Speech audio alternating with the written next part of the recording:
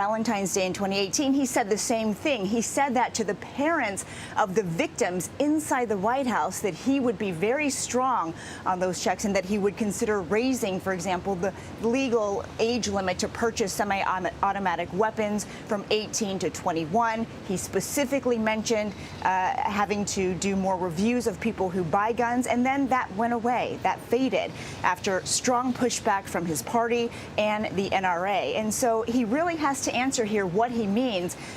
You mentioned this tweet, but that's all we have, unfortunately, is just a few words that something has to happen. And unfortunately, as we have seen in the past, he was vague. But there are other things that we'll be looking for as the president makes remarks here.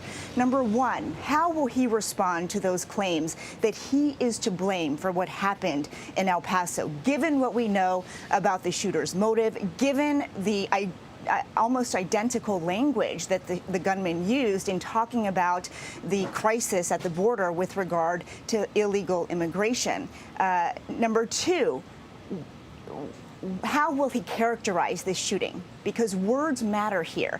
And so far, the president has not used words like racism, white supremacy, terrorism to describe this attack, even though we know federal authorities are investigating this as an act of domestic terrorism. We know that lawmakers on both sides have used the words white racism to describe what happened here. We know that his own daughter, Ivanka Trump, who is a very close advisor to the president, even said that white supremacy, like all forms of evil, must be stopped. So it matters how the president classifies this shooting. He has said that this is a result of mental illness. He has said that these are sick people, but he has not used those very words in describing what happened in El Paso. He will also have to talk about the other shooting in Columbus. And again, back to our original point, is what happens now. He will have to tell the country what he plans to do to prevent more attacks in the future. Nora? All right, Weijia Jiang at the White House, and noting that the president has reneged on previous responses to get tougher on background checks. We should point out it is not yet clear whether any type of stronger background checks would have stopped either the shooters in Dayton, Ohio, or here in El Paso. One important thing to note as well: the FBI has issued an extraordinary statement from its director late last night, in which FBI Director Chris Wray said that he is concerned about a continued threat posed by domestic violent extremists and perpetrators of hate crime, even saying that the FBI is worried that people may be inspired by some of these high-profile attacks that have happened. This has also drawn the concern of those on Capitol Hill, Republicans and Democrats. Nancy Cordes is there on Capitol Hill. And Nancy, I know Democrats in the House have tried to pass tougher gun laws just this year, but nothing came of it, right? That's right. Those bills have stalled here in the Senate. Back in February, Democrats, who now control the House, passed a universal background check bill. It picked up support from 8 House Republicans. And while the president now says that he supports more background checks, the White House is still officially opposed to that legislation. The president has threatened to veto that legislation. The NRA opposes that legislation, arguing that background checks don't work, arguing that the legislation would be too onerous for gun owners. And so while you now have Democrats in the Senate calling on the Senate's Republican leader to bring everyone back in the midst of this 5-week recess, to hold some kind of emergency session to deal with gun violence, it's highly unlikely that that is going to happen, Nora, because the reality is that many Republicans here on Capitol Hill, even though they know that a vast majority of the American public support beefing up background checks, they also worry that this could be a slippery slope, that if you pass a bill addressing background checks, that Democrats will simply want more and more legislation addressing the gun violence problem, addressing gun control, something that many Republicans oppose. And Nancy, we're just looking at live pictures from inside the diplomatic room, where we're expecting the president to speak to the nation shortly. Quick question. The president mentioning this morning that he would try and marry background checks with immigration reform legislation, two things that can't get done on their own. How would they get done together? That was a really interesting strategic approach, Nora, because typically what you try to do when you need to pass something controversial is marry it to something that's incredibly uncontroversial, that everyone has to support. That's how you get something very difficult over the finish line. The idea that you would take something controversial, marry it to something that is just as controversial, if not more so, that is typically a strategy that we don't see here on Capitol Hill. I suppose the thinking is that you take something that Democrats really want, gun control legislation, and you marry it to something that Republicans really want, immigration controls, and perhaps you've got a winning approach here. But if you talk to Democratic and Republican leaders, they really think that getting something like that over the finish line would be almost impossible. In fact, you don't see much of an effort on the part of Republicans to even try to push comprehensive immigration reform anymore because the politics is so intransigent. All right, Nancy, let's listen now to the president, joined by the vice president from the diplomatic room. My fellow Americans, this morning, our nation is overcome with shock, horror, and sorrow. This weekend, more than 80 people were killed or wounded in two evil attacks. One Saturday morning in El Paso, Texas, a wicked man went to a Walmart store where families were shopping with their loved ones. He shot and murdered 20 people and injured 26 others, including precious little children. Then, in the early hours of Sunday morning, Dayton, Ohio, another twisted monster opened fire on a crowded downtown street. He murdered 9 people, including his own sister, and injured 27 others. The First Lady and I join all Americans in praying and grieving for the victims, their families, and the survivors. We will stand by their side forever. We will never forget. These barbaric slaughters are an assault upon our communities, an attack upon our nation, and a crime against all of humanity. We are outraged and sickened by this monstrous evil, the cruelty, the hatred, the malice, the bloodshed, and the terror. Our hearts are shattered for every family whose parents, children, husbands, and wives were ripped from their arms and their lives. America weeps for the fallen. We are a loving nation, and our children are entitled to grow up in a just, peaceful, and loving society. Together, we lock arms to shoulder the grief. We ask God in heaven to ease the anguish of those who suffer, and we vow to act with urgent resolve. I want to thank the many law enforcement personnel who responded to these atrocities with the extraordinary grace and courage of American heroes. I have spoken with Texas Governor Greg Abbott and Ohio Governor Mike DeWine, as well as Mayor DeMargo of El Paso, Texas, and Mayor Nan Whaley of Dayton, Ohio, to express our profound sadness and unfailing support. Today, we also send the condolences of our nation to President Obrador of Mexico and all the people of Mexico for the loss of their citizens in the El Paso shooting. Terrible, terrible thing. I have also been in close contact with Attorney General Barr and FBI Director Wray. Federal authorities are on the ground, and I have directed them to provide any and all assistance required, whatever is needed. The shooter in El Paso posted a manifesto online consumed by racist hate. In one voice, our nation must condemn racism, bigotry, and white supremacy. These sinister ideologies must be defeated.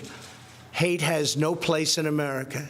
Hatred warps the mind, ravages the heart, and devours the soul.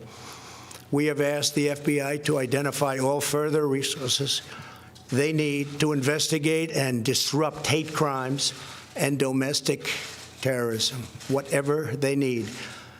We must recognize that the Internet has provided a dangerous avenue to radicalize, disturb minds, and perform demented acts.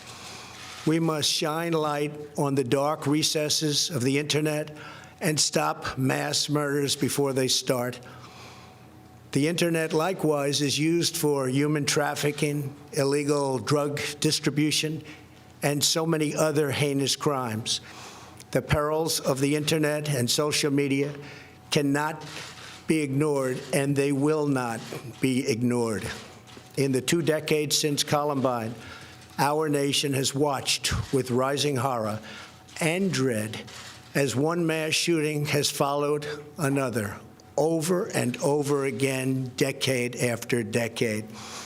We cannot allow ourselves to feel powerless. We can and will stop this evil contagion. In that task, we must honor the sacred memory of those we have lost by acting as one people. Open wounds cannot heal if we are divided. We must seek real bipartisan solutions. We have to do that in a bipartisan manner that will truly make America safer and better for all.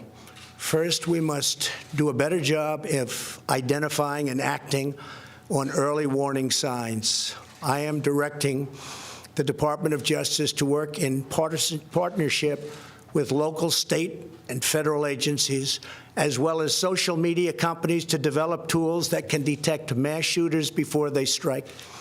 As an example, the monster in the Parkland High School in Florida had many red flags against him, and yet nobody took decisive action. Nobody did anything. Why not? Second, we must stop the glorification of violence in our society. This includes the gruesome and grisly video games that are now commonplace. It is too easy today for troubled youth to surround themselves with a culture that celebrates violence. We must stop or substantially reduce this, and it has to begin immediately. Cultural change is hard, but each of us can choose to build a culture that celebrates the inherent worth and dignity of every human life. That's what we have to do. Third, we must reform our mental health laws to better identify mentally disturbed individuals who may commit acts of violence and make sure those people not only get treatment, but when necessary, involuntary confinement. Mental illness and hatred pulls the trigger, not the gun. Fourth, we must make sure that those judged to pose a grave risk to public safety do not have access to firearms, and that if they do, those firearms can be taken through rapid due process. That is why I have called for red flag laws, also known as extreme risk protection orders. Today, I'm also directing the Department of Justice to propose legislation ensuring that those who commit hate crimes and mass murders face the death penalty, and that this capital punishment be delivered quickly, decisively, and without years of needless delay. These are just a few of the areas of cooperation that we can pursue. I am open and ready to listen and discuss all ideas that will actually work and make a very big difference. Republicans and Democrats have proven that we can join together in a bipartisan fashion to address this plague. Last year, we enacted the Stop School Violence and Fix NICS Acts into law, providing grants to improve school safety and strengthening critical background checks for firearm purchases. At my direction, the Department of Justice banned bump stocks. Last year, we prosecuted a record number of firearms offenses. But there is so much more that we have to do. Now is the time to set destructive partisanship aside, so destructive, and find the courage to answer hatred with unity, devotion, and love. Our future is in our control. America will rise to the challenge. We will always have, and we always will, win. The choice is ours, and ours alone. It is not up to mentally ill monsters. It is up to us. If we are able to pass great legislation after all of these years, we will ensure that those who were attacked will not have died in vain. May God bless the memory of those who perished in Toledo. And may God protect them. May God protect all of those from Texas to Ohio. May God bless the victims and their families. May God bless America. Thank you very much. Thank you.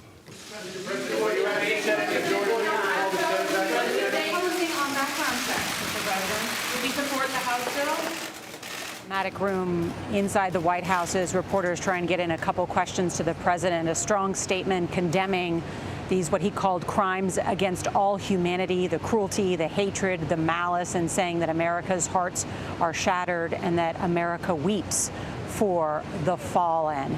Let's bring in Nancy Cordes from Capitol Hill. And while Nancy, the president had in a tweet earlier today said that he would call for stronger background checks, what did you hear in terms of substance? Well, he really didn't get into what kind of background check legislation he would actually support. And that's something that Democrats were listening for after he kind of opened the door in his tweets this morning. Would he actually reverse his position and support a universal background check bill that passed the House back in February? He didn't appear to do that, but I'm sure that if reporters have a chance to follow up with him and his aides later today, they'll try to get some answers about that. He did express support for so-called red flag laws. These are laws that certain states like Indiana have already enacted, which allow authorities to detain, sometimes up to 2 weeks, individuals who appear to pose an imminent threat to themselves or to others, and to detain their firearms. He appeared to be pushing for a law like that on a national level. That's something that some Republicans have expressed support for this weekend. One thing that a lot of lawmakers were looking for in this speech is whether he would do something that he has declined to do in the past, pretty notably, and that's denounce white supremacy. And he did at the very top of his speech. He denounced emphatically racism and white supremacy, something that many lawmakers believe is important, but who also feel that it may have come too late. They believe that some of the president's own rhetoric over the past couple of years has normalized the notion of white supremacy in this country. They think he needs to do a lot more, not only to speak out against it, Nora, but also to curtail his own rhetoric.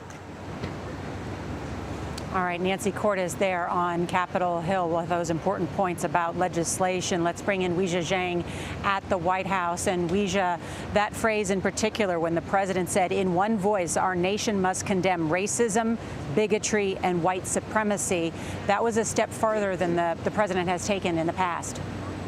It really is, Nora. In fact, we had to wait for some time in the past after similar instances. You'll remember in Charlottesville, after a white supremacist rally, violence broke out. And initially, the president said there are very fine people on both sides of the conflict. And after advisors, lawmakers, Americans were in his ear urging him to condemn white supremacy, he did that ultimately. This is different. You're right. He immediately came out and said that this country would not stand for it. He said that they are outraged and sickened by this monstrous evil.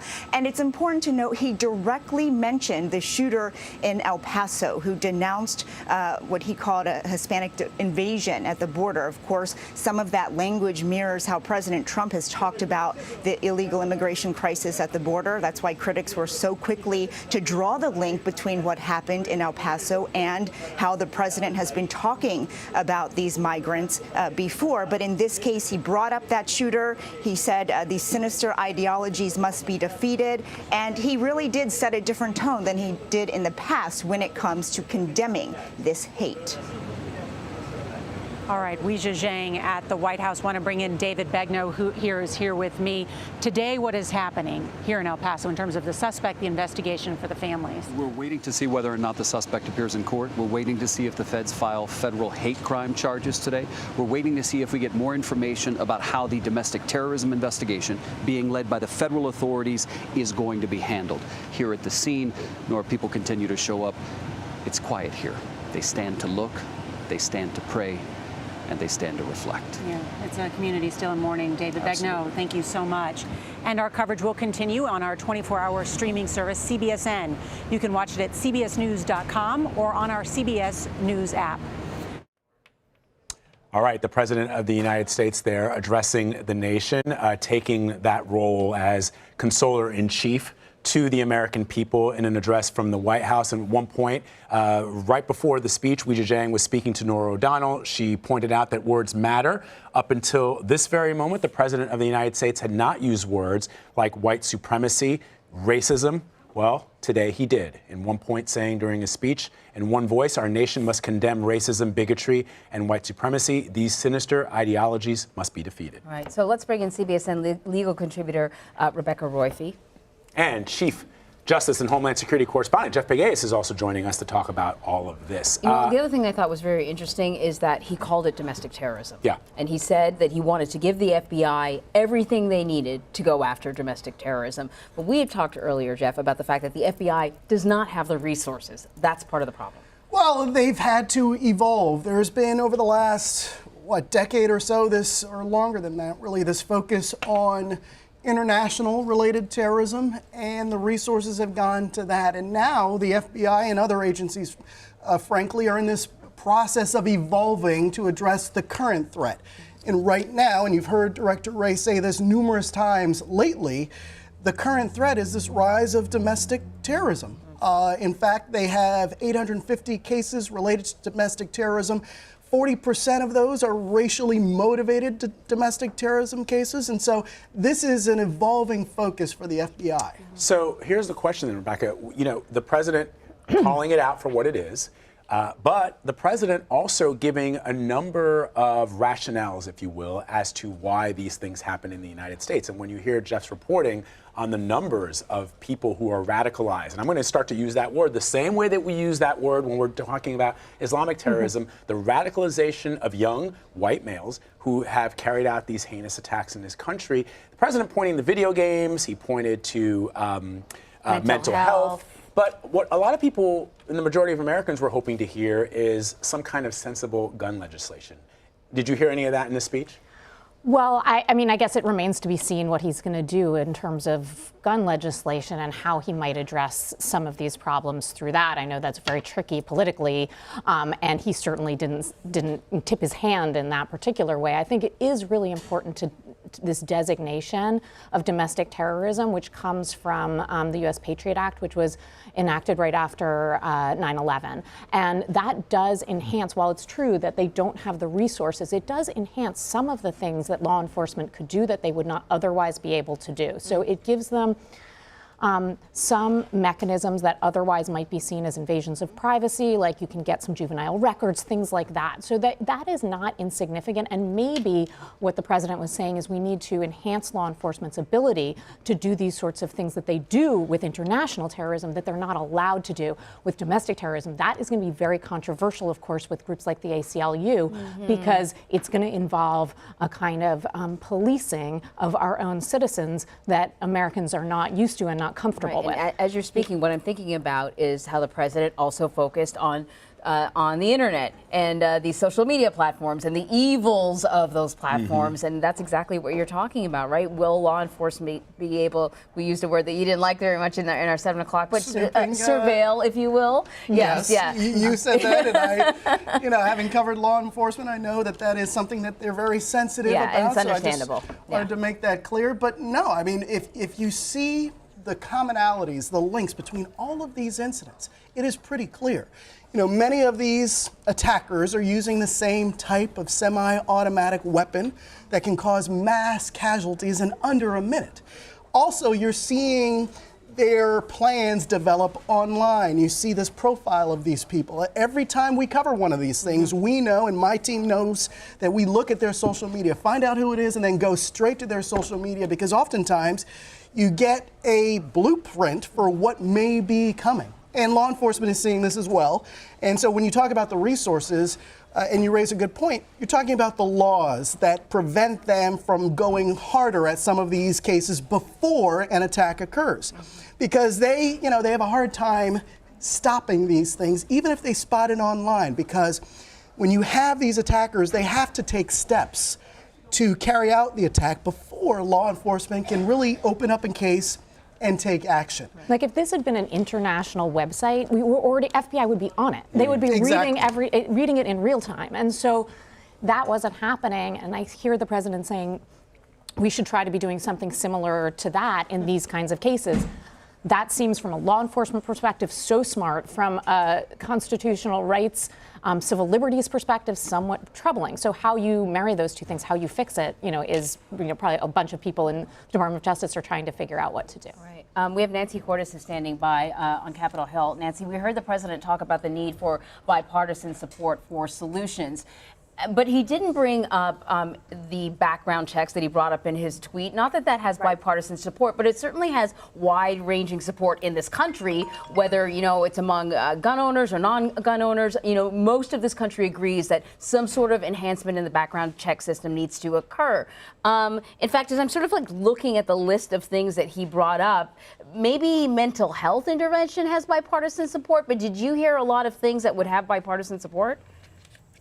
He really backed off, Anne-Marie, talking about gun control legislation and focused much more in his speech about mental illness, talking about ways to identify people who are mentally ill and either to get them the help they need or to detain them for a period of time, confiscate their guns if they do appear to pose a threat to themselves or others. That's a type of legislation described as a red flag law. Certain states, like Indiana, already have laws like that on the book, and there has been some discussion about perhaps a national law along those lines. We saw a couple of Republicans proposing something like that over the weekend. But what Democrats were hoping to hear from this president, that perhaps he had changed his mind about their universal background check law, that perhaps he was willing to go even further, maybe address high-capacity magazines or even assault weapons. If they were looking for that in this speech, they were certainly disappointed. Yeah, I mean, Nancy, and you reminded us that the president threatened to veto a bill that was going to impose universal background checks because he said it would restrict the rights of gun owners and would, quote, unduly impose burdensome delays on individuals seeking to purchase a firearm. You noted that that is the official White House position. My guess is after this speech, it remains so. Right. And I don't think it's an accident that the president backed off of what he had said just this morning in favor of universal background checks. The NRA opposes universal background checks, says that it is, as you noted, too restrictive on gun owners. It would inhibit people from being able to pass a gun along to a relative. And so for that reason, they have always opposed it. And beyond that, they worry that this is a slippery slope, that if you start passing any kind of legislation that appears to focus on gun control, that it sort of opens the floodgates and it simply leads Democrats to push for more and more gun control legislation. So that's a reason that the NRA has always opposed legislation like that, even though 92% of the American public, when you do polls, supports it. And that's a reason that the Republicans, by and large, on Capitol Hill have been opposed as well. Beyond that, they argue that there are studies that show that changing these background check laws wouldn't really make much of a difference, and that may be the case. What Democrats are arguing is that they have lowered their sights so much that they're just working in the realm of the possible at this point. They think that this is something that could get over the finish line simply because there is so much public support for it. You know, Nancy, sorry, go ahead. Well, I was going to ask you, Nancy, this whole bringing up of video games, which I feel like we've sort of seen more recently over the past weekend. Is this sort of a new Republican talking point in relation to this kind of violence? No, guys, I'm sorry, but I've lost the audio, Okay. so I didn't hear the full question, but I know you said something about video games, and so I'm assuming that you're wondering why it is that so many lawmakers have focused on that as a possible cause, and I think that that's a great question. Kevin McCarthy, who's the Republican leader of the House, talked about that on one of the Sunday shows, the fact that he thinks that some of these video games may have radicalized some of these shooters, may have made violence more acceptable, and that may be the case, but that wouldn't explain in and of itself why we have so many more instances of gun violence here in this country than you see in every other wealthy nation in the world. Those other nations have video games. They have social media. They have violent movies. They have mental illness. So the only thing that really sets the United States apart from all of those other nations is the fact that the United States has far more guns per capita than any other wealthy nation in this world. That's an excellent point, Nancy Cordes, and I know you can't hear us, but we thank you very much for your time. And Nancy raises a great point, which is, look, I'm old enough to remember Vice President Gore's wife, Tipper Gore, putting into, right? We were just thinking as soon as I heard. That was the 90s debate. Was it video games leading to this kind of violence? That's right. And, it did lead to some changes in terms of how movies and video games and music was designated. But we have seen an increasing number of these violent acts since then. And as Nancy points out, these other countries have the restrictions on video games and music and film are not as restrictive as we have in the United States, and yet they don't have that. The one difference, we have guns. Yeah, we're dating ourselves here. Yeah, a little bit. But no, I think, and again, I've covered dozens of these things. And in fact, sadly, I've lost track. And I can't remember one instance where online or in a manifesto, one of these killers is talking about video games. Right. What they routinely seem to refer to is the rhetoric online in the atmosphere. You see the similarities in the language, and you can almost tell where they are hearing this kind of language. And so you just don't see them, any of these incidents, as far as I can see, having that link to video games. Now, it is true, in my view, based on my experience covering law enforcement over these years and covering a tragic, sad events like this, that there have been incidents in the past where you see that this is some troubled individual who spends a lot of time alone somewhere playing video games. So in that sense, it's true. But if you look and focus specifically on these latest incidents, it's more the rhetoric in the atmosphere. Look, I'm a that is nerd. fueling. I spend my weekends playing video games, more hours than I'd like to admit. And I have a group of friends that also play video games, multiplayer games online. You don't see any of this stuff. I mean, the reality, and I know it's anecdotal, but as you point out, Jeff, through your reporting, you've never seen that link. I don't know of any report that suggests that there is a link when they identify these individuals. And so the question then becomes, Rebecca, common sense gun laws, which the majority of Americans, Quinnipiac has a poll out that shows the majority of Americans support some kind of sensible gun legislation. When you hear that the individual in Dayton had a high capacity magazine round, a drum that could hold over 100 rounds of ammunition. No hunter needs 100 rounds of ammunition, as far as I know, but I'm not a hunter, so maybe you know, but it just doesn't strike me as something that would be effective unless you wanted to absolutely destroy the animal that you were trying to hunt. Yeah, or defense. I mean, it doesn't seem, unless there's like a horde of people coming at your house, you don't need this particular kind of gun to defend yourself. And so it does seem like it's an area in which maybe there could be some agreement on restrictions if people are willing to have any restrictions at all. The one thing the president said that struck me, though, and Emery and I were talking about it, is he mentioned at one point involuntary placement of individuals in mental health institutions. That strikes me as a greater infringement on my right than some of the other things that people are worried about. I want to ask you about that, Rebecca, because often, with many of these shootings, people will say, why did that crazy person have access to a gun? And this is sort of slang, this is loose language, but I want you to talk a little bit about the challenges of restricting people who may have a mental health have had a mental health issue in the past from accessing guns. One of the few things that the president has done, and he bragged about how his administration has done more than others, one of the few things that he did was reverse an Obama-era regulation that severely limited people accessing guns if they had a mental health issue and they were collecting social services. So it was very specific. Like, you had to basically have a third party taking care of you because you were so incapacitated by your mental health issues. I don't know who really it would have impacted, probably a very small bit of the population. But anyways, the Trump administration reversed that. As you can imagine, the Rifle Association hated it, but so did the ACLU. They opposed it as well. So explain how this whole idea of why don't we just restrict people if they have mental health issues from accessing guns, why that's so dicey. Well, right. I mean, so there are obviously civil liberties issues involved because mental health issues, first of all, is an extremely broad term. And unless you can link these particular mental health issues with some potential concern about danger, then I think you would have a valid challenge to a law like that that the ACLU would definitely bring.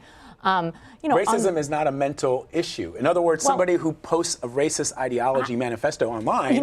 So my perspective as a prosecutor is this, which is, and maybe it's not that useful here because we're talking about prevention, and prosecutors, by the time we're in there, it's like it's already happened. But my perspective is there are mental health issues that matter and there are mental health issues that don't matter. The law defines mental health issues differently, the criminal law, than you and I might say, oh, this person obviously needs some help. Maybe they even need to have some stint in a mental institution or something like that. But our understanding of what it takes to be criminally responsible is very different from that. All you really need to be able to do is grasp that something is not, understand right and wrong. Mm-hmm. And that is really, a lot of people with mental health issues can understand what's right and wrong. So this person, there is no chance that this person will be able to have a mental defect defense that's going to fly because this was so premeditated. We have this manifesto that was written the day before. So it's almost irrelevant from the prosecutor's point of view,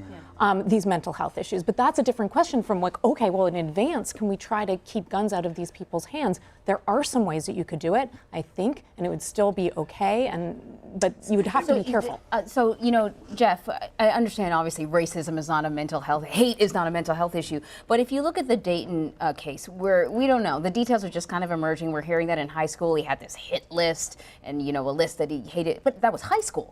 Right? And isn't one of the challenges with sort of restricting people with a history of mental health issues is who you were in high school isn't necessarily who you are 10 years later? Yeah, it is going to be a tough argument to make. And what we haven't talked about is that we're heading into an election year. Exactly. Right? So this is the type of legislation, and again, this isn't my area of expertise, but I live in Washington and pay attention. And so you just know that if they haven't been able to get any sort of gun legislation passed in the last couple of years, they are not going to do it heading into a presidential election. Right. So there will be a lot of talk on both sides. But again, chances are slim there's going to be any type of major gun legislation coming out of this Congress. But, there's another case, and that's one that will take place today. Cesar Sayoc is going to be sentenced today. His attorneys are saying he's mentally ill for a variety of reasons. And you pointed out, Rebecca, that in his case, he sent out dozens of these threats and these homemade devices to individuals. He knows, I'm guessing, if you are a prosecutor, you're making the case, the difference between right and wrong. And he may have had a tough childhood. He may have not been able to, keep up in school, which is, I heard, one of the things that they're saying. But come on, I mean, you're not going to be able to convince a jury. Totally, that's true. But there is a difference between the sentencing and the guilt phase. So for the guilt phase, the only relevant thing is this person able to grasp what they did was right and wrong? That's the test. But at the sentencing phase, there's a little bit more room for things to come in that might mitigate what penalty we want to impose on this person. So for the El Paso shooter, he's facing the death penalty. At the death penalty phase of his trial, assuming he doesn't plead guilty, there will be his defense attorney will bring in lots of evidence, and some of that evidence may be of mental illness, and it should be relevant in determining what the appropriate sentence is for somebody. Because when we think about, not does this person deserve to be punished for this crime, but rather what kind of punishment? What's the appropriate punishment? Then we want to hear all those things. What was your childhood? What was your background? What is your experience with mental health? It just strikes me, Jeff, that if we go back historically and look at hate crimes, which is this is being looked at as a hate crime, and I've been bringing up the KKK more times than I ever have in my reporting career, but those hundreds of African Americans that were lynched over the course of the entirety, going back from Reconstruction to the 1960s, they never looked at those individuals and said, they got some mental issues there. We really need to look at that, and that should go into the sentencing phase. They looked, and when they were able to get convictions, which was rare, they said that this person was a straight up racist, and this is something that they did because they didn't like the color of the person's skin or their religion or where they were from. And I think people are struggling to marry these two thoughts. Yes, the president makes a point that mental health should be something that is looked at, and I'm guessing that it should. But it's also the access to these weapons. And that is, I think, what most Americans are looking for from leadership. But as you say, going into this election cycle, it's going to be tough. Yeah, I think, on both sides of the political divide, sometimes incidents like these are clouded by politics, and that's kind of what they want. They want to sort of confuse the picture so their particular agenda, whether it's Democrat or Republican, gets through to the public so they can score political points. But when you talk to family members of the victims, Parkland, El Paso, now Dayton as well, they will tell you a different story. And those are the people that I frankly listen to on my beat, that I have to hear from, and then you hear from investigators. And when you have these attackers armed with weapons that even police don't have on a daily basis, it seems like a problem. It seems like a problem when you're responding in less than a minute and still you have mass casualties. That's remarkable. Yeah, I thought it was interesting that the president talked about the need for a cultural change and how difficult he understands that a cultural change is rather difficult, but we really need to do this. And I almost thought, you're, as you always say, you are a student of history, and so I'm sure you can sort of think through your sort of Rolodex of presidential moments, that a president can lead a cultural change. And he was almost speaking as if he wasn't the leader. As a bystander. Exactly. Yeah, I thought that was sort of a curious thing. And then I also thought, to what you just said, perhaps a cultural change is afoot, because we saw these Parkland kids, generate so much energy and support traveling across the country, essentially becoming a movement. And we've seen the attitude towards guns change. They have been changing. It's as if the politicians are slow to react to a cultural change that's already occurring. Yeah, but I don't know if it's all guns. I think this is a nation that cherishes the right to bear arms. I think, that's pretty clear.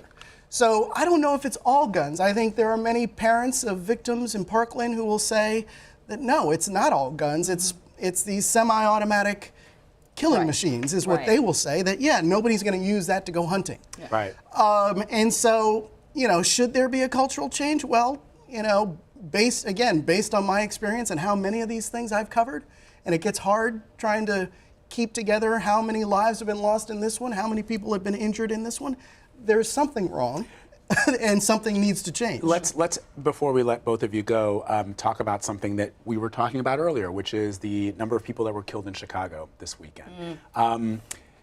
The superintendent says that the violence that he's seen in Chicago has to do with the fact that people have guns and rival gangs have guns and they use them on each other. And I thought it was interesting, he said there are no consequences for carrying an illegal firearm in the city of Chicago. Now, for families who are stricken by the tragedies of losing a loved one to gun violence in Chicago or in New York City, there were a couple of people that were killed this weekend, or in Baltimore, any city in America that is not necessarily considered a mass shooting, what's the message there? Because in my mind, I think the note that I saw from our national desk today was the number of people killed at one incident here in New York City did qualify as a mass shooting. but it doesn't get the same national attention. It doesn't get the same coverage. But it's not just these big, massive, 20 plus people, gunned down in an act of violence. It's also the little acts of violence that happen all around this country. That, ultimately don't get reported. And, it is sad. I've spent a lot of time covering police in Chicago and the problems there, and they are inundated. They are running, 24 hours a day on these gunshots fired calls. They're overwhelmed. And I think we see that week in and week out with these headlines. And so that is a problem too. But, as I alluded to earlier, perhaps there should be a culture change, because we have actually gotten to the point where we don't cover every mass shooting. You have to sort of look at how many fatalities there are. And you try to present an accurate picture of what's going on in America, and you try to do it in a balanced way. But when you get to a point where you're trying to, okay, how many people died? Oh, it's only 3? Yeah. That's a problem too. So true. So, we'll leave it there with that finality. Yeah. It lands like a thud, because it's a fact, and it's a terrible fact. And again, just goes back to my trying to process this. We don't look at the violence in Chicago or in our cities and say those rival gangs all have mental issues. We should be looking at them to institutionalize them. We call it for what it is: gang violence, rivalries between different groups. But it's only in this case where politicians throw out that mental health issue. There are people who are now starting to get hip to it when they point to, if this had been committed by somebody who was brown or who was from another country, we would be calling it for what it is. No one would be calling for mental health history, look at this person's background. Really interesting discussion. Thank you both. There's so much to process, and we're so happy to have experts here to talk to us about it, because I'm still trying to get it through. Yeah, I believe there have been more mass shootings this year than there have been days, but I have to double check that statistic, but it's that high, yeah. So before we go to break, we want to remind you that you can get your news right here by downloading the free CBS News app and streaming us on your platform of choice. When we come back, we'll continue to follow the latest out of El Paso, Texas, and Dayton, Ohio. So stay with us. You're streaming CBSN, CBS News, always on.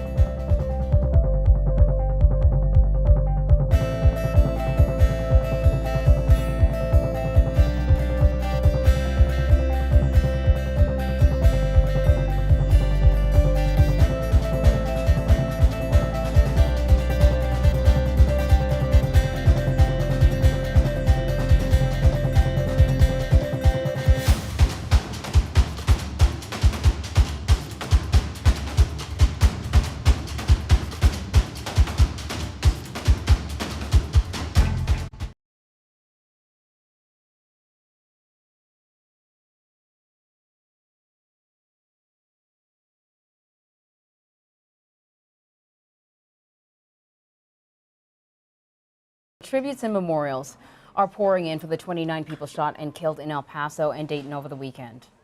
In El Paso, some of the victims include a high school student, an Army veteran, and a mom who died shielding her baby. Janet Shamlian is there. El Pasoans want to do something. They want to help, and they've turned this perimeter of the Walmart into a memorial.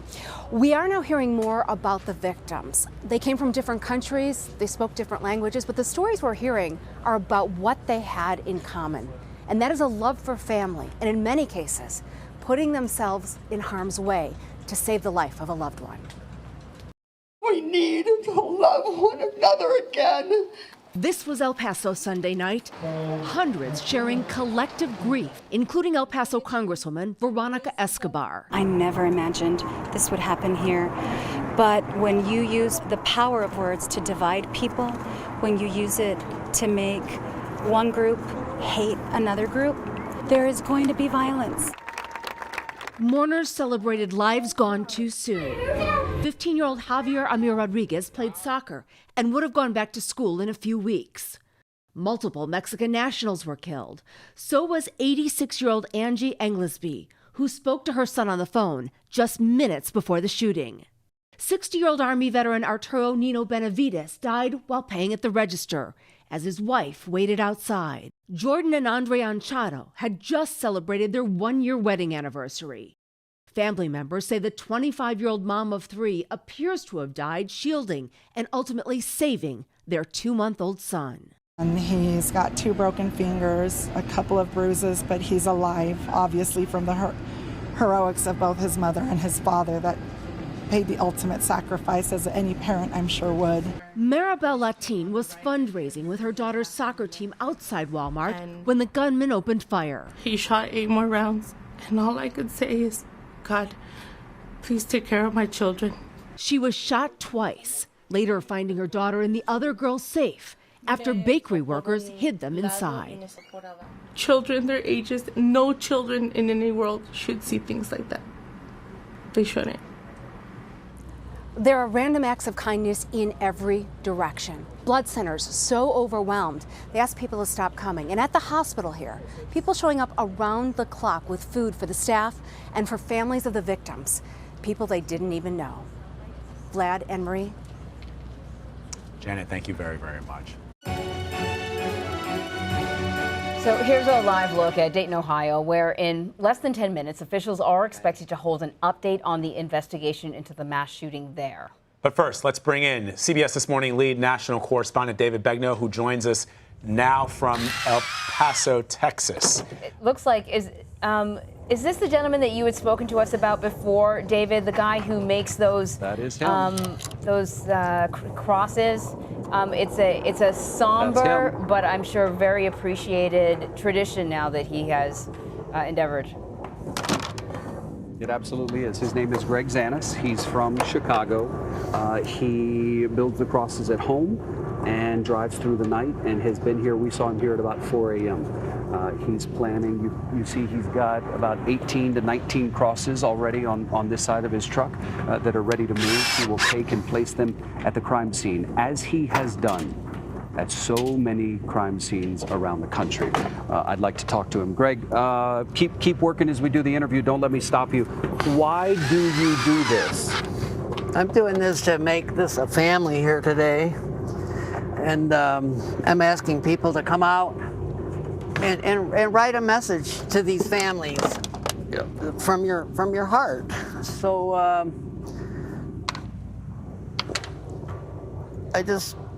I have a hard time doing this because I met with a family member this morning at 4 o'clock.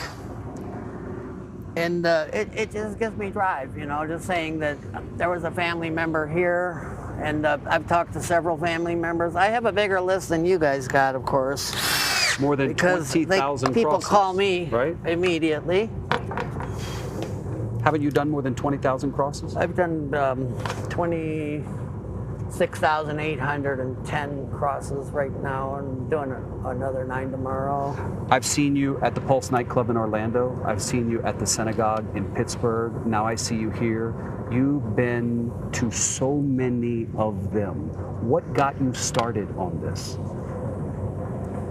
I found my father-in-law, my wife's dad, murdered in the basement, and shot in the head, dead in a pool of blood. And I'm a master carpenter, And I just feel that this is a way, of course, for me to grieve and to give some kind of dignity to these families. Of course, I'm putting up crosses because I don't look at it that way. I look at it as today's their birthday. It's the first day they're spending in heaven. So I'm going to get to see my best friend again. Greg, thank you for your time and thank you for what you're doing. I know how much it means to people here. Guys, these are the crosses. I can't tell you how moving it is to come here and eventually see the families and the friends sit in front of these crosses with the names of their loved one on them. It actually means hope to a lot of them. That's what the family members have told us. Back to you. David, thank you very much for your reporting, and thank you for sharing his story with us. I'd often wondered who he was and what his story was, and I'm glad that we were able to get that. We're going to take a quick break. When we come back, a lot more news. Stick around.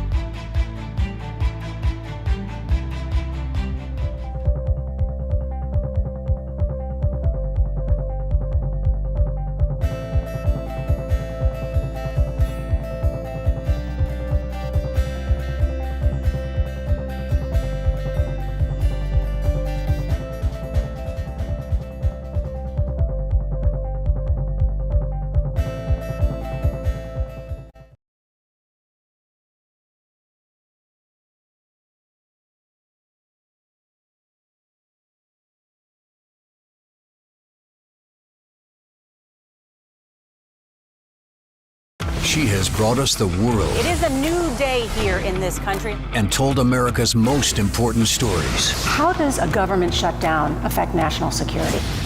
You put your family on a 737 MAX. She's opened our eyes. And what happened to you? I was sexually assaulted my freshman year. And our hearts. Were you scared? What were you thinking? About my mom. And weathered the storm. And they drove you through the floodwaters here. Now, every evening, she brings truth and understanding right when we need it most. Wow, this is pretty spectacular. The CBS Evening News with Norah O'Donnell. Trust matters.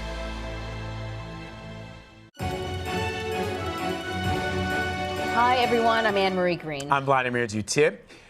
Anger, sadness, and shock have gripped the country this weekend after 2 mass shootings. Any moment now, officials in Dayton are expected to hold an update on the investigation there.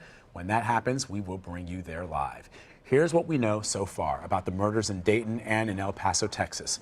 A total of 29 people are dead. 20 of them were killed in El Paso while shopping at a Walmart. One mother was shot to death while trying to shield her 2-month-old baby.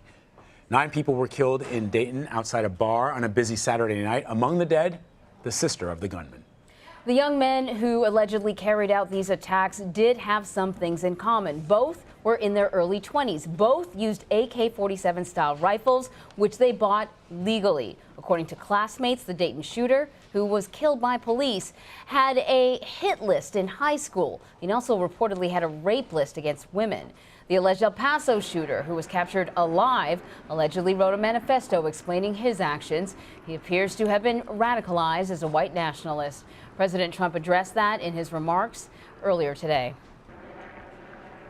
The shooter in El Paso posted a manifesto online consumed by racist hate.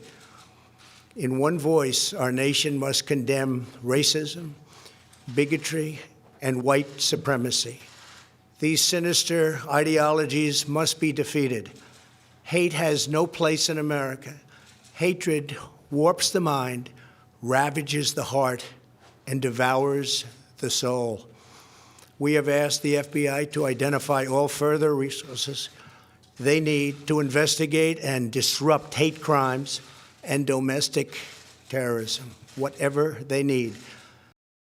President Trump went on to say that he's directing the FBI to examine steps to identify and address domestic terrorism. Earlier, we spoke to CBSN legal contributor Rebecca Roife and Chief Justice and Homeland Security correspondent Jeff Pegues about the resources the agency has to do so. Over the last, decade or so, or longer than that, really, this focus on international related terrorism, and the resources have gone to that. And now the FBI and other agencies, frankly, are in this process of evolving to address the current threat. And right now, and you've heard Director Wray say this numerous times lately, the current threat is this rise of domestic terrorism. In fact, they have 850 cases related to domestic terrorism.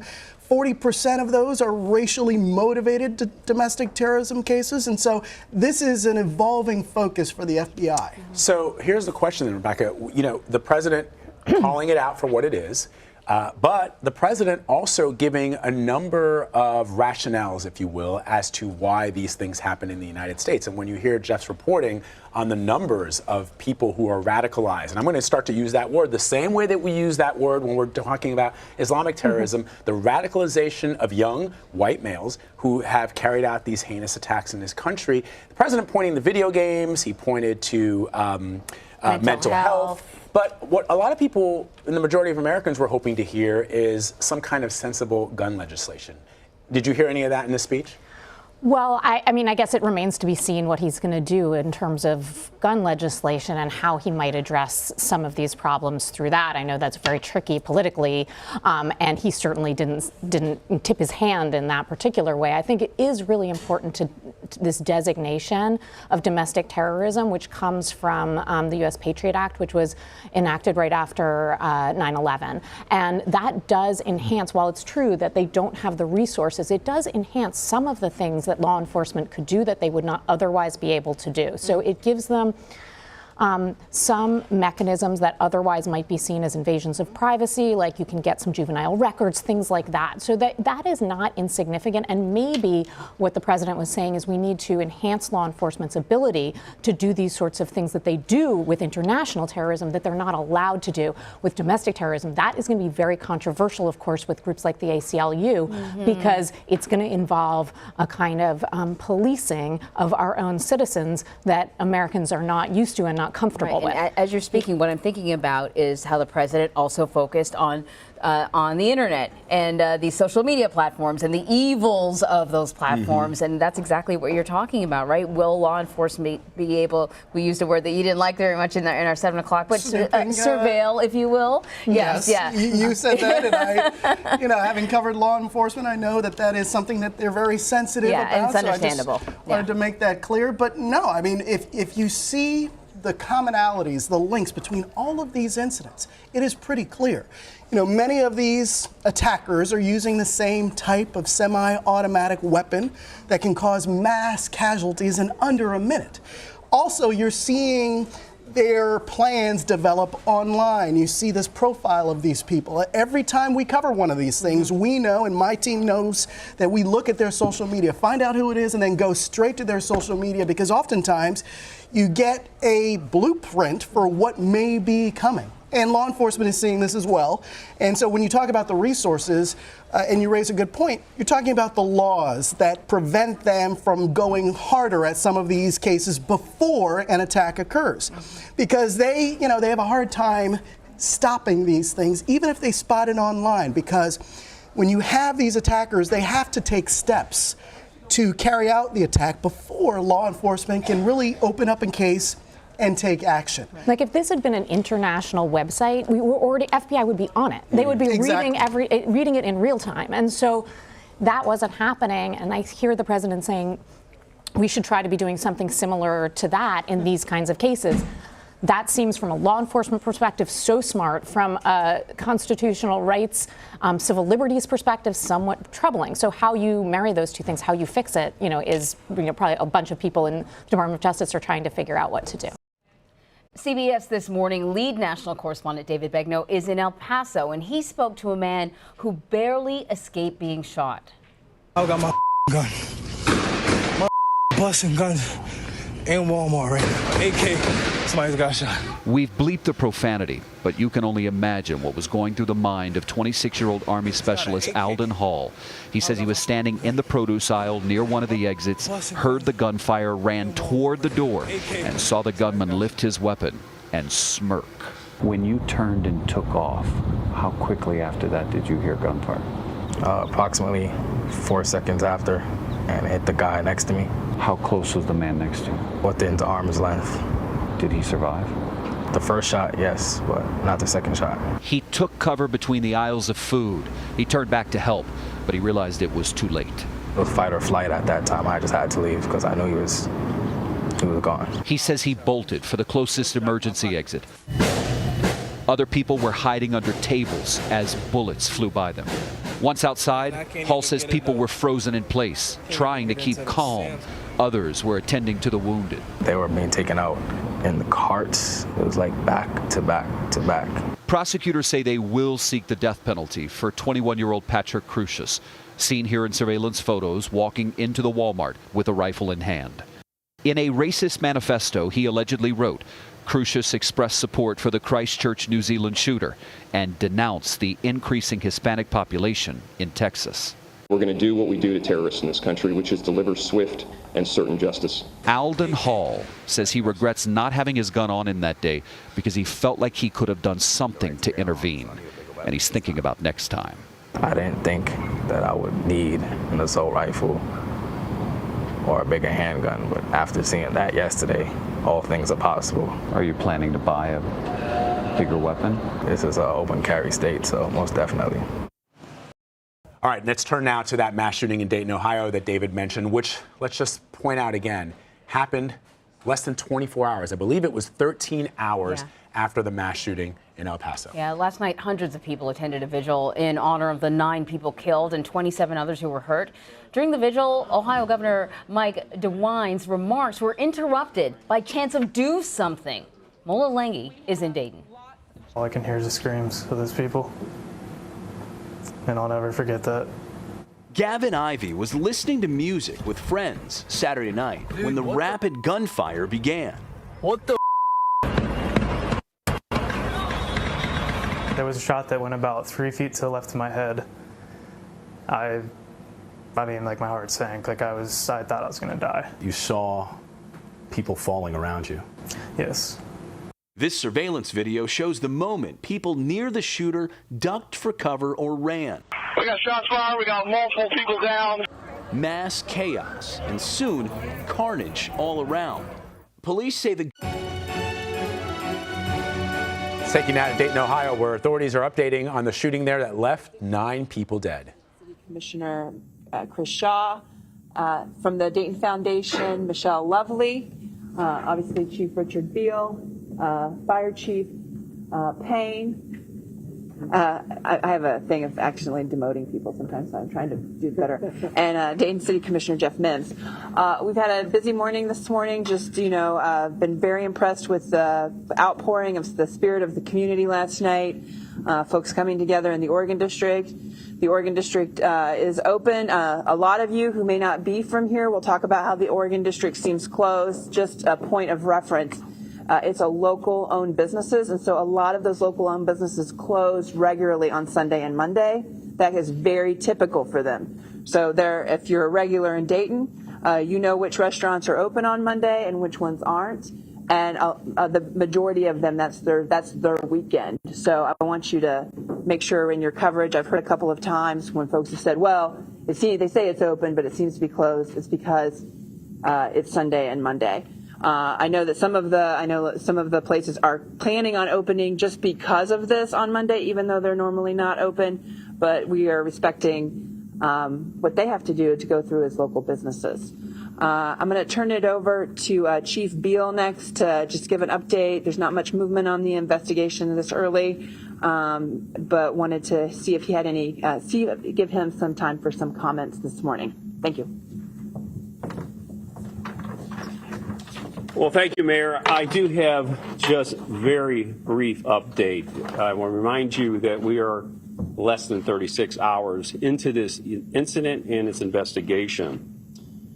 Can confirm that if all the magazines that were recovered from the suspect were completely full, we have not had a chance to examine that. We just know we have magazines with bullets in them, but if all of those were completely at full capacity, including the loose rounds found on the ground near him, as well as in a backpack that he carried, he would have had a maximum of 250 rounds in his possession at the time.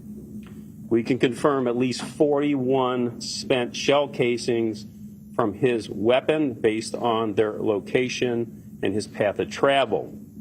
That's at least 41. Because you could well understand, in a very dynamic and chaotic scene as this was, with people running through the crime scene, with first responders running through the crime scene, with emergency EMS traveling through the crime scene, evidence can be lost. So we can say at least 41 spent shell casings from the suspect. As it relates to the officers, we have recovered 45 caliber shell casings, 16.233 caliber shell casings, and 1 shotgun shell casing. In terms of the persons injured, we're getting different information from other sources of persons treated in the hospital. So we have previously said 27. There's some information there's 32. I can confirm to you that there is at least 14 of those injured, whether that number is 27 or 32, at least that were injured through gunshot wounds. So many people were injured through other means in their flight from this very chaotic event. There are autopsies currently being completed by the coroner's office, so that is a process that is still undergoing, and it will be some time before the outcome of autopsies, and that's really all I have to share thus far this morning. Next, I'm going to invite Fire Chief Payne to come forward and speak a little bit about some of the first responders from the fire EMS response. Good morning, everybody. So at 1:07, Dayton Fire Department received their first dispatch to respond to the Oregon District. We responded with 1 fire crew and 1 medic, which is dispatch protocol for a shooting. Immediately upon arriving on the scene, we realized that we had multiple people down. We upgraded it to a mass casualty incident, which called for additional response personnel and command units. And then it was expanded once again shortly thereafter. Our crews transported five people to the hospital. B3 were from Medic 14, 1 from Medic 10, and actually Riverside Medic crew transported another. Many of those people that did make it to the hospital self-transported. And so we initiated our mass casualty protocol. We put command units in place. We did our triage and our treatment, and then we facilitated the transfers to the hospitals in a balanced manner so we didn't overload any one hospital. There are 37 total patients treated at area hospitals, and they resulted from injuries as a result of gunshot wounds, being trampled, and then lacerations from fleeing the scene and broken glass. As you're aware, they had 9 victims plus a shooter were pronounced at the scene. And as of 9 o'clock this morning, we have 11 victims still hospitalized. That's all I have at this time.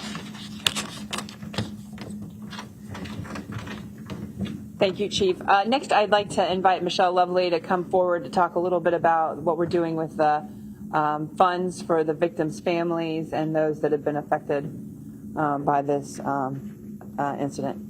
Michelle? We've been approached by community members, companies, individuals, just tons of people wanting to know how they can help and what they can do. And once again, the Dayton community is just such a strong community. Unfortunately, after the tornadoes and now this, just the community shows once again that we're Dayton strong. So we have developed a fund at the Dayton Foundation, and anyone can give to that. It's the Dayton, Oregon District Tragedy Fund, and the fund number is 8365. So you can give right on our website at DaytonFoundation.org. You can also just send a check to the Dayton Foundation with that fund listed in the memo line. But we have had a lot of questions about how we're using the funds and how much we've collected, and we are just as anxious as all of you to get our arms around that. But we're less than 24 hours with our fund being open. So we are meeting actually today at noon to talk to, we've been approached by community foundations all across the United States who have unfortunately been through situations like this. So they're providing guidance to us, and we're also consulting with our Council on Foundations to find out how we should appropriately be managing these funds and making sure that they're put out into the community in the best way possible. Okay, I'll now open it for questions. Can I ask the Chief, do you have any greater clarity on the sister and the mutual friend of the gunman, and whether you talked to the mutual friend yet about that whole situation on the night? We've had the opportunity to have some conversation. I will say there's just more conversation needed.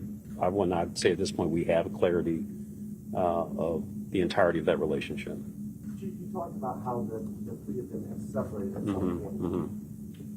Did the other two know when he brought the gun out? I mean, did he get the gun out of that car when they all three pulled out originally? We have no information at this time to suggest that they were aware of the weapons or when they were introduced into this environment. So we have no information at this time. Were they in the trunk of the vehicle, or did he leave them in another location after they separated and go get it and come back? Yeah, we don't have that determined with certainty. We do know the shotgun was recovered in the trunk, but exactly how they were transported to the scene is not been clarified. And then what's the condition of the friend? Pardon? The condition of the companion? I believe he's still being treated in the hospital. He received a gunshot wound to the lower torso. You said it's only been 36 hours. At this point, Less than. Less than. Yeah. How close are you at this point in your mind to establishing a motive? Not close enough. Not close enough at all. We have a lot of evidence still to go through. Just based on where we're at now, we are not seeing any indication of race being a motive. But we are not through all the evidence. And so until we're through all the evidence, we cannot rule that out. But I'm saying we're not seeing any at this time that suggests race is a motive. Mayor, Chief, you shot it. Obviously, this is your community. If you could, going to that visit last night, seeing all those people, I can't imagine the stress that you're under and the pain you feel for this community. Can you talk a little bit about your heart and what you've seen over the last few hours and what you've been dealing with? Yeah, I think, I've spoken a lot about the grit and the determination of this community, and surely the 8 o'clock vigil was no different.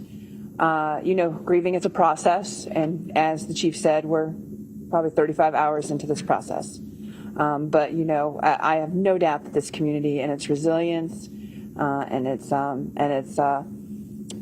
willingness to see through. We've seen through many things in this community, and I know that they'll come together, that we're coming together strong again here. I'm going to let Commissioner Mims and Commissioner Shaw answer this question as well.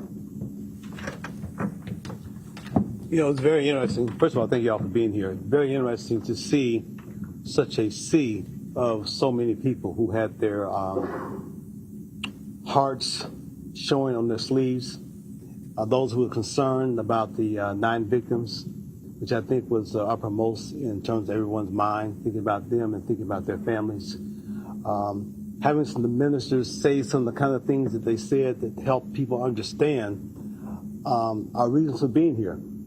Our goal is to provide as much safety as we can for our cities. You know, we escaped two major tragedies in terms of a visit from a hate group back a couple of months ago, and we were able to escape even the 14 to 15 tornadoes without any loss of life as well. And then for this to come and hit us at such a hard time, and you know, we're all still emotional about this in terms of how we address these issues. And some who may know that when we start talking about the assault weapons, you know, being a Vietnam vet, and I understand clearly the damage that those type of weapons can inflict upon individuals, and they have no place in the hands of average everyday citizens. So we do need to have more work done at the federal and state level to make sure that we minimize these type of situations for the future. Okay. Thank you. Yes, I agree with what the mayor and commissioner said. Mayor is right that grieving is a process, and we've had great sadness over the last many hours, but now it's really turning to anger. Anger about the lack of movement on gun control. We are not the first community that's been affected by this gun violence, and we won't be the last, but we have got to do something, and I think we're about the work now of pushing the legislature and the federal government to move on responsible gun control in this community, in this country. So that's what I want to leave you with. Thank you. I have a question. When he turned the corner and his sister and her friend were, do you think he targeted them, or was it an accident? Was he just spraying indiscriminately? You know, that's a question I've asked more than once, and I don't think we can know that for certainty. It seems to just defy believability he would shoot his own sister, but it's also hard to believe that he didn't recognize that was his sister. So we just don't know. From talking to the companion, do you have any idea what time they originally got there and why they went that night to begin with? And Josh, I don't have that information available. We believe we pieced some of that together. We have a lot of cellular information that we haven't gotten through yet. So we do know there was some communication once they separated. But I don't think we have all those timelines established yet. Is the companion cooperating? As best as I know. As far as when he was headed towards that October 2nd, and you talked about thank goodness that he didn't get inside and off. Yeah. Do you have any information about an earlier incident in the night where he may have tried to get in earlier and been denied entry to that one? Yeah, there was some information, early on, but I haven't been able to be a part of any conversations to tease that out and to clarify that. But I do know that was some indication of him being denied entrance, but I can't confirm that with certainty. Has the companion spoken to investigators today? Pardon? Has the companion spoken to investigators? Not that I'm aware of. Not that I'm aware of. Again, there's a lot of other things that we're working on today, as well as our federal partners, which are expediting the transportation and analysis of digital evidence. So there's a lot more going on behind the scenes here than just following up with various individuals that we need to interview. So there's a lot of parts in motion. So how much is he anything about the gunman being involved in a hit list, making a hit list in high school? Have you seen anything about that, a rape list? Yeah, I know there's information out in the media. We're clearly exploring every possible piece of information we have. I'm a little bit reluctant, even if there's such evidence, to interpret it 10 years later as somehow this is indicative of what happened yesterday. So I think I would tell you the mistake that is made, and I understand your interest to try to get information out and to help people understand, by taking pieces of evidence and coming to a conclusion about its significance creates mistakes, large mistakes at times. I've seen it too often in national incidents. Piecemealing information does more to misinform than inform. So we really don't know until we have all the information, all the evidence available. We'll take one more question. This guy right here. We're wondering, how many were hit by bullets and shrapnel versus trampled, and also with officers involved in this case. Yeah, the officers are still on administrative leave, so they're not going to be available for interviews. And I'm sorry, your first question was? We said 14 that we could confirm non-fatal that have been treated of the 2732, and I think, Jeff, you had a different number even. So clearly, a couple of dozen people who were treated for non-fatal injuries, 14 of which we can confirm were through gunshot wounds. Okay. I'm sorry, Mayor. Yeah, I spoke with the president yesterday evening. He called, I think it was around 6:30 before the vigil. Okay, we'll appreciate you all being here. I know you'll be out and about on 5th Street and through the community. We're really going to take these as, yesterday we did like an every 3-hour clip. I don't want to keep on calling you in when we don't have anything new, and so the investigation will take longer. It'll take longer periods of time, so you'll hear from us the next time we do have something new to share. Mayor, can we just have one more question with the chief? Maybe. I do appreciate it. If I can answer, go ahead. Okay. Chief, can you talk more about the acquisition of that firearm and your thoughts on your citizens owning such armed magazines? Yeah, it's problematic. It is fundamentally problematic. They have that level of weaponry in a civilian environment, unregulated, is problematic. And his ability to purchase that online and bring it into your community? And modify it to function as a rifle. And how did he do that, Chief? That was the one thing. I'm not the expert in it, but I can tell you that it was modified in essence to function like a rifle. That much I can tell you. I'm sure you can talk to experts out there that how that gets done, and to avoid any legal prohibitions. Mm-hmm. Thank you. We're really done. We're done. Thank you, guys. Have a good one. Good job.